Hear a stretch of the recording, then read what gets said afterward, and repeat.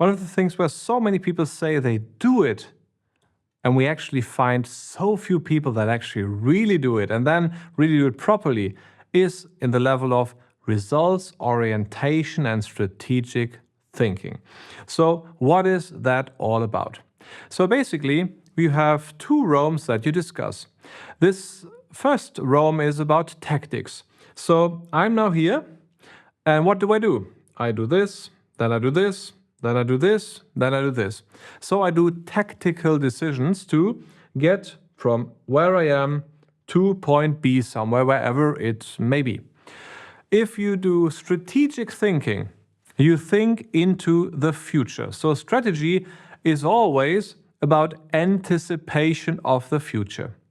So what you do is you think to point B, and you think about what that point that you want to reach looks like. You also ask yourself, what influences are coming from the side and influencing my way? And then with results orientation, you plan like, given where I am at point A, given where I want to be at point B, what is the optimal route to then go ahead and reach B?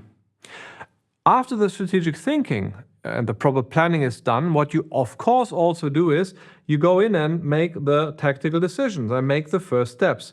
And maybe a tactical decision is here to diverge and then to come back to the strategy. So that can very well be. The tactics is still important to get things done. But the big upsides, if you have strategic thinking, is that you anticipate influences and that you think it from the result backwards. So you have a clear idea in mind. We can call it, for example, a definition of done or a milestone or a result that you want to reach. And then you probably craft your way properly to make sure that you get there. Because maybe B is up there and not down here, which you would have reached by tactical decisions. It can also be that by tactics you reach a goal. Sometimes it's a bit different, and sometimes it takes a bit longer because outside influence haven't been planned. So strategic thinking, anticipating outside influence and anticipating routes to go gives you also the way of understanding different options for going along.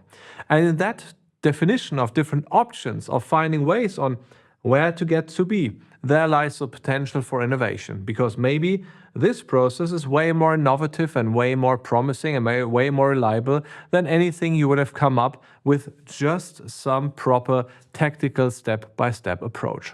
So for innovation, it is very important to also take the strategic perspective to anticipate what is happening in the process and also in the organization. And that anticipation can lead to a time frame of up to 5 years that you consider to then make sure that this is a foundation for all your decisions.